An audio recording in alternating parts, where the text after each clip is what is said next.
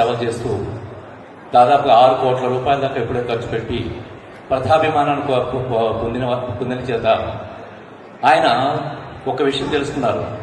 30,000 సభ్యత్వాలు భారతీయ జనతా పార్టీలో చేసిన ఎవరు.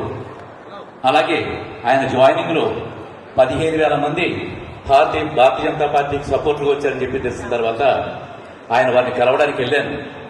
వారు నన్ను ఆశీర్వదిస్తూ నన్ను చాలా ఉత్సాహపరుస్తూ రాజకీయం అంటే ఏంటి నా మార్గదర్శకంగా ఉంటూ నాకు ఎంతో సహాయం చేసిన వారికి నేను ఎన్నో జన్మల పుణ్యపరంగా భావిస్తున్నాను. ఎందుకంటే రాజకీయంలో ఎదగాలంటే సరైన మార్గదర్శకం లేకపోతే ఏమీ సాధించలేము.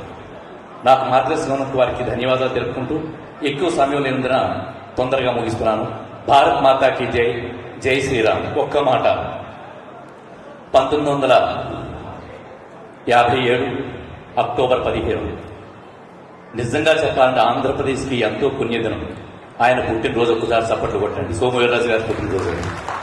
ఆయన నిర్మించిన ఆ రోజున ఈ రోజుకి 45 సంవత్సరాలుగా భారతీయ జనతా పార్టీ ఉంటూ మనందరికీ మార్గదర్శకుడై ఢిల్లీలో ఆంధ్రుడి యొక్క గొప్పతనాన్ని ఒక మనిషిగా నిలబడి మనకు సూచనలిస్తున్న ఆయనకి ధన్యవాదాలు తెలుపుకుంటున్నాను. భారత్ మాతాకి జై, జై శ్రీరామ్.